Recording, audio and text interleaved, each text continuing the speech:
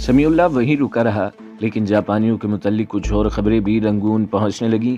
ایک خبر کسی کے لیے بھی اچھی نہیں تھی، وہ یہ کہ جاپانی جس علاقے پر قبضہ کر لیتے، اس علاقے میں انہیں جہاں کہیں بھی کوئی خوبصورت اور جوان لڑکی نظر آتی، وہ اسے اپنے ساتھ لے جاتے تھے اور ان لڑکیوں کو وہ اپنے ساتھ مورچوں میں رکھتے تھے۔ میں نے سنا ہے کہ برمیوں نے جاپانی فوجیوں کے لیے جاسوسی کا بھی کام کیا تھا اور جاپانیوں کا استقبال کیا تھا، لیکن جاپانی فوج ابھی رنگون تک نہیں پہنچی تھی جب یہ خبر پہنچ گئی کہ وہ لڑکیوں کو اپنے قبضے میں لے لیتے ہیں۔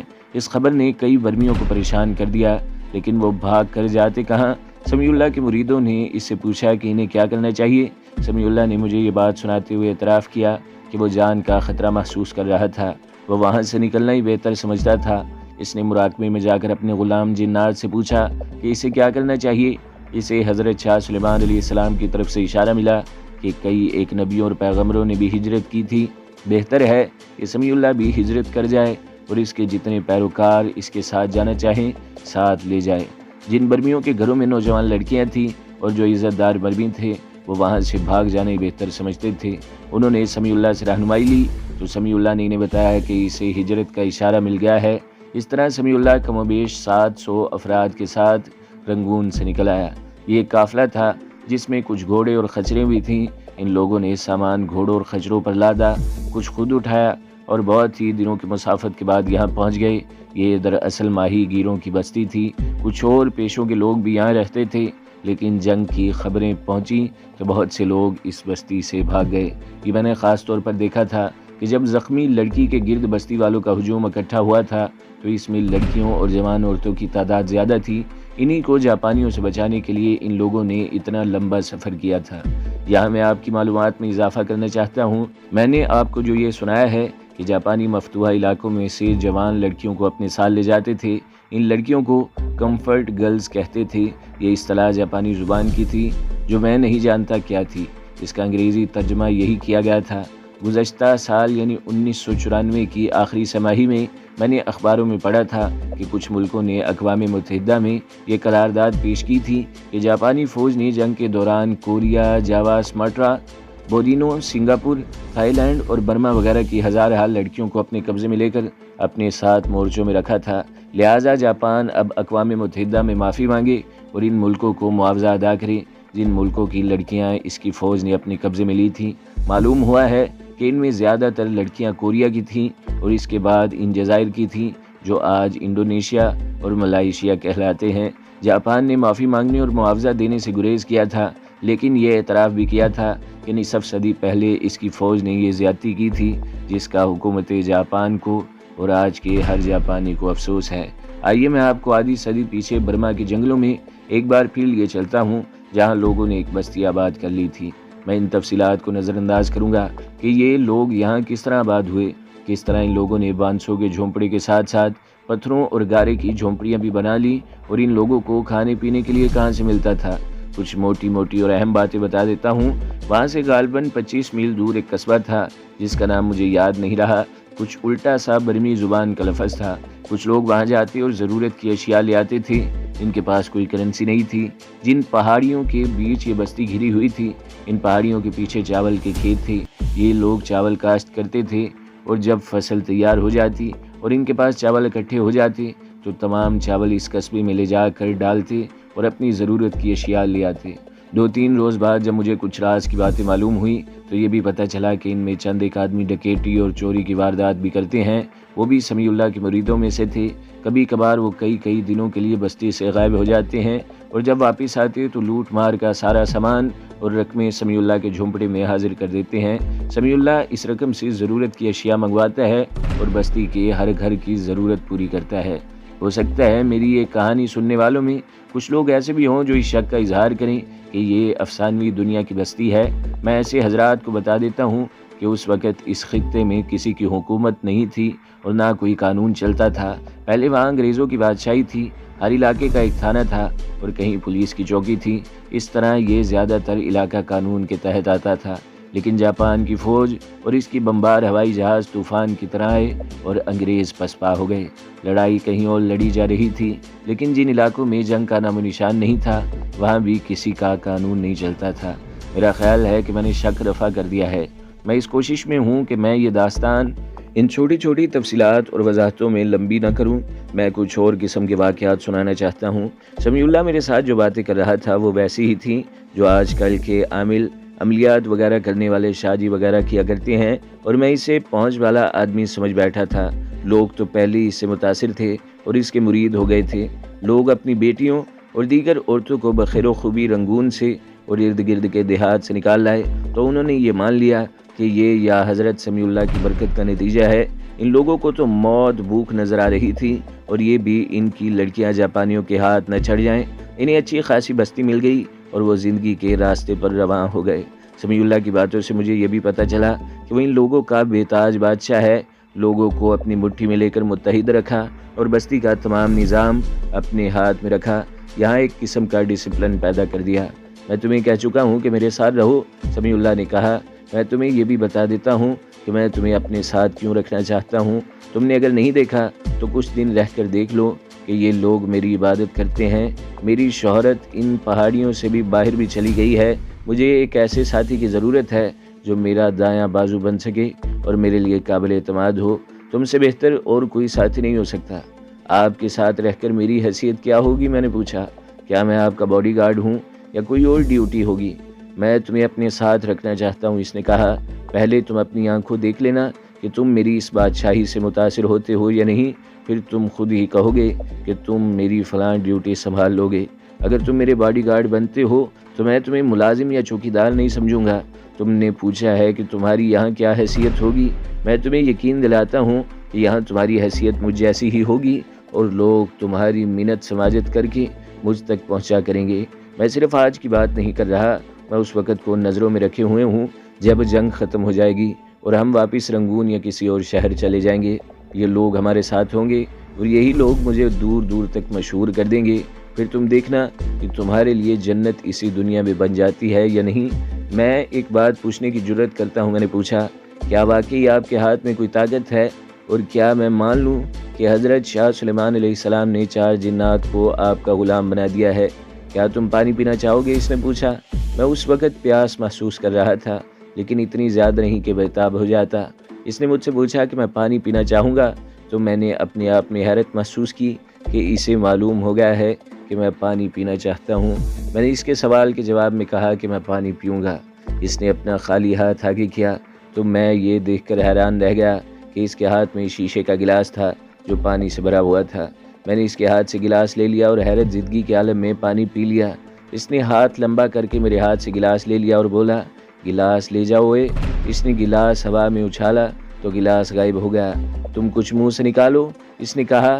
میرے غلام جنات وہ چیز حاضر کر دیں گے، لیکن میں تمہیں ایسا نہیں کرنے دوں گا کہ تمہاری ہر خواہش جنات پوری کر دیں۔ میں خود بھی ایسا نہیں کیا کرتا۔ اس کی وجہ یہ ہے کہ مجھے خدا نے ان مظلوم لوگوں کی خدمت کے لیے حضرت شاہ سلیمان علیہ السلام کا خلیفہ بنایا ہے۔ میں ایک بات تمہیں بے تکلفی سے بتا دیتا ہوں، تم اس بستی کی جس نوجوان یا بڑی عمر یا کسی بھی عمر کی عورت کو بلاؤ گے وہ تمہارے پاس آ جائے گی۔ پھر تمہیں یہ سہولت بھی ملے گی کہ جس طرح یہ لوگ میرا کھانا الگ تیار کرتے ہیں، اسی طرح تمہیں بھی خاص قسم کا کھانا ملا کرے گا۔ کبھی کبھی یہ لوگ میرے لیے پرندے مار کر یا جال میں پھنسا کر لے آتے اور پکا کر مجھے کھلاتے ہیں۔ مچھلی کی تو یہاں کوئی کمی نہیں۔ میں اس کے گلاس اور پانی والے کرشمے سے تو بہت ہی متاثر ہوا اور دل ہی دل میں اس کا مرید بن گیا۔ میرے ذہن میں فوراً واجدہ آ گئی اور اس کے ساتھ ہی آصف بھی یاد آ گیا۔ میں نے سوچا کہ سمیع اللہ سے کہوں گا کہ وہ مجھے واجدہ دلا دے، خواہ وہ آصف سے طلاق لے لے یا آصف اس دنیا سے ہی اڑ جائے۔ پہلے تو ارادہ کیا کہ ابھی اس کے آگے اپنی ایک خواہش رکھوں گا، لیکن اس نے کچھ ایسی باتیں کی کہ میں خاموش رہا اور سوچا کہ اس کے ساتھ پوری طرح بے تکلفی پیدا ہو جائے تو میں اسے اپنی ایک خواہش بتاؤں گا۔ میں آپ کے پاس رک جاؤں گا، میں نے کہا۔ آپ میرے ذمہ جو کام اور جو فرض لگائیں گے وہ انشاءاللہ میں پورا کروں گا۔ کل تمہیں ایک الگ جھونپڑا مل جائے گا، اس نے کہا۔ میں تمہیں اجازت دیتا ہوں کہ ان لوگوں میں گھومو پھرو، لیکن اپنی سطح سے نیچے نہ آنا۔ میں تمہارے متعلق ان لوگوں کو یہ بتاؤں گا کہ تم میرے خلیفہ ہو۔ آپ مجھے ہر قسم کی صورتحال میں قابل اعتماد پائیں گے، میں نے کہا۔ مجھے صرف یہ بتا دیں کہ یہاں کیا کرنا چاہیے اور کس قسم کی احتیاط کی ضرورت ہے۔ میں تمہیں کچھ ضروری باتیں ذرا بعد میں بتانا چاہتا ہوں، سمیع اللہ نے کہا، لیکن مجھے خیال آیا ہے کہ ایک انتہائی ضروری بات ابھی بتا دوں۔ وہ یہ ہے کہ اس بستی میں 2-3 آدمی میرے خلاف ہیں۔ ظاہری طور پر وہ میری وفاداری کرتے ہیں، اندر سے وہ مجھے اچھا نہیں سمجھتے۔ कोई ख़ास वजह? मैंने पूछा। वजह साफ़ है, इसने जवाब दिया। मैं मुसलमान हूँ और बड़ा पक्का मुसलमान हूँ। इस बस्ती में ज़्यादातर लोग मुसलमान हैं, इनमें हिंदू भी हैं और बुद्ध भी। मेरे जो मुखालिफिन हैं वो बुद्ध मत के पैरोकार हैं। मेरे जासूसों ने मुझे बताया है कि इन लोगों को शक है कि मैं हर किसी को मुसलमान बनाना चाहता हूँ। ये है भी सही बात। मैंने ख़ुद किसी गैर मुस्लिम को नहीं कहा कि वो इस्लाम कबूल कर ले, लेकिन यहाँ 7-8 गैर मुस्लिम मेरे हाथ पर इस्लाम कबूल कर चुके हैं। ये है वजह मेरी मुखालफत की। ये 3-4 आदमी मेरा कुछ नहीं बिगाड़ सकते। मैं चाहूँ तो इन्हें गायब करवा सकता हूँ, लेकिन मैं ऐसा कोई जुल्म नहीं करना चाहता। मैं तुम्हें एक और बात भी बता दूँ तो बेहतर है। तुमने जिस लड़की को अजदहा के मुँह से निकाला है, मैं इस लड़की के साथ शादी करना चाहता हूँ, लेकिन ये लड़की मान नहीं रही। इसका बाप मेरे पास आता है तो ऐसी बातें करता है कि जैसे वो मुझे अपनी बेटी दे देगा, लेकिन पता चला है कि वो अपनी बेटी के साथ है और अपनी बेटी मुझे नहीं देना चाहता। मैंने बाप बेटी से कहा था कि ये खुदाई इशारा है कि मैं इस लड़की के साथ शादी करूं, वरना मेरी अपनी ऐसी कोई ख्वाहिश नहीं। अगर उन्होंने इनकार किया तो मैं बता नहीं सकता कि इन पर कैसी आफत आ पड़ेगी। वो आफत आज पड़ी है जो इन सब लोगों ने देख ली है। तुमने इस लड़की को मौत के मुंह से जो निकाला है, ये तुम्हारा अपना फेल नहीं है। तुम्हें खुदा ने इस तरफ भेज दिया था ताकि तुम इस लड़की को मौत के मुंह से निकालो, और ये खुदा की एक वार्निंग थी कि वो मेरे साथ शादी करने से इनकार न करे, वरना नतीजा बड़ा भयानक होगा। क्या आप इन 3-4 आदमियों से कोई ख़तरा महसूस करते हैं? मैंने पूछा। मुझे इनसे जान का तो कोई ख़तरा नहीं, समीउल्लाह ने जवाब दिया। ख़तरा ये है कि लोग गैर मुस्लिमों को मेरे ख़िलाफ़ कर देंगे। मेरी मुखालफत का मतलब इस्लाम की मुखालफत है। मुझे एक बात बता दें, मैंने पूछा, इन लोगों के साथ मेरा सलूक कैसा होना चाहिए? तुम इनकी बातें सुनते रहना, समीउल्लाह ने कहा। अगर ये कोई ख़तरनाक बात करें तो मुझे बताना, फिर मैं तुम्हें बताऊंगा कि तुमने क्या करना है। इस मसले पर हम दोनों के दरमियान कुछ और बातें हुई। इसने मुझे दूसरे कमरे में ले जाकर कहा कि अब सो जाओ, बाकी बातें कल होगी। मैं अगली सुबह जागा तो समीउल्लाह के कमरे में चला गया। हम कुछ खा पी चुके तो इसने मुझे कहा कि मैं बस्ती में घूम फिराऊं और दरिया तक भी चला जाऊं। मैं बस्ती में घूमने फिरने लगा। लोग मुझे हैरत ज़दा नज़रों से देख रहे थे। ना मेरी ज़ुबान समझते थे, ना मैं इनकी समझता था। बाज़ मुझे देखकर मुस्कुराए और बाज़ ने झुककर सलाम किया। मैंने देखा कि बस्ती में ज़्यादा तादाद जवान लड़कियों की थी। बर्मा की औरतों के नक्शो निगार और जिस्म की जिल्द ऐसी होती है कि उम्र का सही अंदाज़ा नहीं हो सकता। वो बहुत देर बाद बूढ़ी होती हैं, या यूँ कह लें कि बहुत देर बाद पता चलता है कि इस औरत की जवानी ढल चुकी है। इसके रंग बड़े साफ़ होते हैं, पीलाहट तो होती है, लेकिन सफ़ेदी माइल, जिससे इनकी खूबसूरती में इजाफा हो जाता है। मुझे खुशी सी महसूस रही थी कि ये लड़कियां जापानियों के वहशीपन से बचकर बड़ी अच्छी पनाह में पहुंच गई हैं। मैं झोंपड़ों की दूसरी तरफ चला गया। इलाका बहुत ही खूबसूरत था। थोड़ी दूर ऊंची टेकरियां थीं, जिन्हें पहाड़ियां कह लें। इन पर सब्ज़ा खासा ज़्यादा था और दरख्तों की भी बहुतायत थी। मैंने पीछे मुड़कर देखा कि एक औरतें झोंपड़ों से निकल आई थीं और एक जगह रुक कर मुझे देख रही थीं। वो मुझे बहुत बहादुर समझ रही थीं, जिसने एक अजदहा के मुँह से एक लड़की को निकाल लिया था। मेरी जी में आई कि इस कुदरती तालाब की तरफ चलूं जिसमें मैंने अजदहा को मारा था। मैं झोंपड़ियों के बाहर से उस तरफ चल पड़ा। एक आदमी दौड़ता हुआ मेरी तरफ आया। मैंने उसे पहचान लिया। ये वही आदमी था जो मुझे कल इस वक्त मिला था जब मैं इस लड़की को बस्ती में ला रहा था। ये आदमी टूटी फूटी उर्दू बोल लेता था। वो लफ्ज़ों को जोड़ जाड़ कर अपनी बात वाज़े कर लेता था और उर्दू बड़ी अच्छी तरह समझ लेता था। इसने मेरे साथ हाथ मिलाया और मेरा हाल अहवाल पूछा। इसने ये भी पूछा कि मैं कहाँ जा रहा हूँ। मैंने इसे बताया कि मैं कहीं भी नहीं जा रहा और अब मैं इनके साथ ही रहूँगा। मैंने ये भी बताया कि हज़रत ने मुझे हुक्म देकर रोक लिया है। इस लड़की का क्या हाल है? मैंने पूछा। ज़ख्म इतना गहरा नहीं, इसने अपनी शिकस्ता सी उर्दू में जवाब दिया।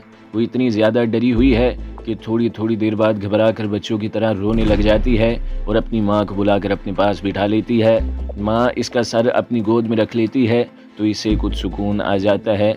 मैंने इसे कहा कि वो मुझे इसके घर ले चले। वो मेरे साथ चल पड़ा और हम थोड़ी ही दूर एक झोंपड़े के दरवाजे पर जा रुके। वो आदमी अंदर गया और फ़ौरन ही वापस आकर इसने मुझे अंदर आने का इशारा किया। मैंने अंदर कमरे में जाकर देखा, लड़की फर्श पर बिछे हुए बिस्तर पर लेटी थी।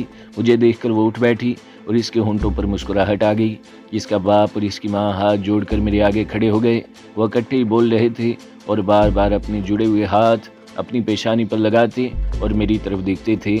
मैंने इस आदमी की तरफ देखा जिसके साथ मैं वहाँ गया था। आपका शुक्रिया अदा कर रहे हैं, इसने कहा। ये कहते हैं कि आप देवता हैं। कोई इंसान तो अजदहा को मार नहीं सकता, इसके मुंह से इसका शिकार तो कोई छीन ही नहीं सकता। मैंने इसे कहा कि इन्हें समझाऊं کہ میں نے ایک انسانی فرض ادا کیا ہے، یہ میرے آگے جھک جھک کر شرمندہ نہ کریں۔ اس نے اپنی زبان میں نے کچھ کہا اور میں لڑکی کے پاس اس کے بستر پر بیٹھ گیا۔ لڑکی اس طرح ذرا پرے سرک گئی جیسے میں آسمان کی مخلوق ہوں۔ میری مجبوری یہ تھی کہ میں اسے اس کی زبان میں تسلی نہیں دے سکتا تھا۔ اس لڑکی کو ایک بات سمجھا دوں، میں نے اس آدمی سے کہا، اسے کہو کہ میں اسی کی طرح کا ایک انسان ہوں اور جس طرح میں اژدہا سے نہیں ڈرتا اس طرح یہ بھی نہ ڈرے۔ اسے یہ بھی بتاؤ کہ اسے خوش ہونا چاہیے کہ اس کی عمر بہت لمبی ہے، اور اسے یہ بھی سمجھاؤ کہ اژدہا کوئی ایسی چیز نہیں ہوتی کہ جس سے یہ ڈرا جائے۔ اس آدمی نے اسے اس کی زبان میں سمجھایا۔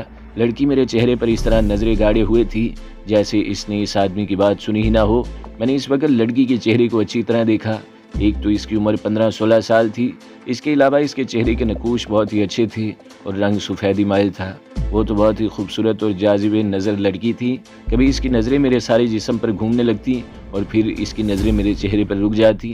برمیوں کے قد چھوٹے ہوتے ہیں، اس لڑکی کا قد چھوٹا تھا اور وہ معصوم سی بچی لگتی تھی۔ وہ خاموشی سے مجھے دیکھے ہی جا رہی تھی، بولتی کچھ نہیں تھی۔ مجھے سمیع اللہ کی رات والی بات یاد آ گئی کہ وہ اس لڑکی کے ساتھ شادی کرنا چاہتا ہے اور لڑکی نہیں مانتی۔ یہ خیال آتے ہی میری نظروں کے سامنے سمیع اللہ آ گیا۔ اس کی عمر 40 سال سے میرا خیال ہے کہ 3-4 سال کم تھی۔ وہ اس لڑکی سے دگنی عمر کا تھا۔ سمیع اللہ برگزیدہ شخصیت ہو سکتا تھا، یہ بھی میں نے مان لیا تھا کہ 4 جنات اس کے غلام ہیں، لیکن میرا دل یہ تسلیم نہیں کرتا کہ یہ لڑکی اس کے ساتھ بیائی جائے۔ میں نے اس آدمی سے پوچھا کہ ان لوگوں کا مذہب کیا ہے؟ اس نے بدھ مت بتایا۔ یہ آدمی بھی بدھ تھا اور لڑکیوں کا خاندان بھی بدھ تھا۔ میں نے دیکھا کہ لڑکی کے ماں باپ پھر ہاتھ جوڑ جوڑ کر کچھ کہہ رہے تھے۔ میں نے اپنے ساتھی سے کہا کہ انہیں منع کرو کہ اس طرح نہ کریں۔ میں نے اسے کہا کہ میں مسلمان ہوں اور مسلمان جب کسی کے ساتھ کوئی نیکی کرتا ہے تو اس سے کوئی صلہ یا اس قسم کی کوئی خوشامد قبول نہیں کیا کرتا، بلکہ اسے ہمارے مذہب میں گناہ سمجھا جاتا ہے۔ یہ پوچھ رہے ہیں کہ آپ کی کیا خدمت کی جائے؟ اس آدمی نے کہا، انہیں منع کرو میرے بھائی۔ میں نے کہا، مجھے پریشان نہ کریں۔ میں جانے کے لیے اٹھا تو لڑکی نے اس آدمی سے کوئی بات کی۔ یہ پہلی بات تھی جو اس لڑکی کے منہ سے نکلی تھی۔ یہ کہتی ہے کہ آپ پھر بھی ہمارے گھر ضرور آئیں۔ اس آدمی نے کہا، اس نے یہ بھی کہا ہے کہ آپ کو دیکھ کر اس کے دل سے اژدہا کا خوف نکل گیا۔ میں نے اس آدمی سے کہا کہ میں اسے دیکھنے پھر بھی آؤں گا۔ پھر میں نے اس آدمی کو سال لیا اور ہم جھونپڑے سے نکل گئے۔ ہم دونوں ٹہلتے ٹہلتے اس تالاب تک پہنچ گئے جہاں سے میں نے اس لڑکی کو موت کے منہ سے نکالا تھا۔ میں نے دیکھا کہ اژدہا کی دم 1 فٹ یا 1.5 فٹ پانی سے باہر تھی۔ یہ سمجھنا مشکل نہیں تھا کہ اژدہا مرا ہوا تھا۔ اس کی تھوڑی سی دم باہر تھی اور باقی جسم پانی میں تھا۔ میں نے اس کی دم پکڑی اور باہر کھینچنے لگا۔ وہ اتنا وزنی تھا کہ مجھے اکیلے سے کھینچا نہیں جا رہا تھا۔ میں نے اس آدمی سے کہا کہ وہ بھی دم پکڑ کر کھینچے۔ وہ ڈرتے ڈرتے آگے آیا، اژدہا کی دم پکڑ لی۔ ہم دونوں نے زور لگا لگا کر اسے باہر نکال لیا۔ اس کے سر سے نیچے میری گولیوں کے بنائے ہوئے سوراخ تھے۔ میں نے زندگی میں پہلی بار اژدہا دیکھا تھا۔ ایسے اژدہا کا اس جنگل میں ہونا کوئی عجیب بات نہیں تھی۔ اژدہا دراصل سانپ ہی ہوتا ہے، لیکن بہت بڑا۔ اس مرے ہوئے اژدہا کی لمبائی 15 اور 20 فٹ کے درمیان تھی۔ اس کی موٹائی 1 فٹ کے قریب تھی۔ اژدہا بہت بڑا سانپ ہی ہوتا ہے، لیکن اس میں زہر نہیں ہوتا۔ اپنے شکار کو کاٹ سکتا ہے، لیکن زہر نہ ہونے کی وجہ سے اس کے کاٹنے کا اثر چھوٹے سانپوں جیسا نہیں ہوتا۔ اسے انگریزی میں پائتھن کہتے ہیں اور اسے بوا کنسٹرکٹر بھی کہا جاتا ہے۔ یہ اپنے شکار کو نگل لیتا ہے۔ یہ باتیں مجھے بہت عرصہ بعد معلوم ہوئی تھیں۔ یہ اپنے شکار کو سالم نگلتا ہے، اور دلچسپ بات یہ ہے کہ جس جانور کو پکڑتا ہے سب سے پہلے اس کا سر اور منہ اپنے منہ میں لیتا ہے تاکہ شکار دم گھٹنے سے مر جائے۔ میں نے بہت عرصے بعد ایک انگریزی رسالے میں پڑھا تھا اور پھر کچھ لوگوں سے بھی پوچھا تھا، اژدہا بکرے کو، ہرن کو اور خنزیر کو بھی پکڑ لیتا ہے۔ یہ شکار کو نگل لیتا ہے، چباتا نہیں ہے، نہ ہی چبا سکتا ہے۔ آہستہ آہستہ شکار کو نگل لیتا ہے۔ اس کی موٹائی 9 سے 12 انچ تک ہوتی ہے، اس سے کم بھی ہوتی ہے، لیکن سالم انسان کو بکرے، ہرن اور خنزیر جیسے موٹے جانور کو نگل لیتا ہے، اور جانور کے جسم کے مطابق اس کا جسم پھولتا جاتا ہے اور شکار اس کے پیٹ میں پہنچ جاتا ہے۔ تو دوستو، اگلی قسط سننے کے لیے ہمارے چینل کو ضرور سبسکرائب کریں، ویڈیو کو لائک کریں اور بیل کے آئیکن پر بھی کلک کر دیں تاکہ ہر جو آنے والی ویڈیوز ہیں وہ آپ کو سب سے پہلے ملتی رہیں۔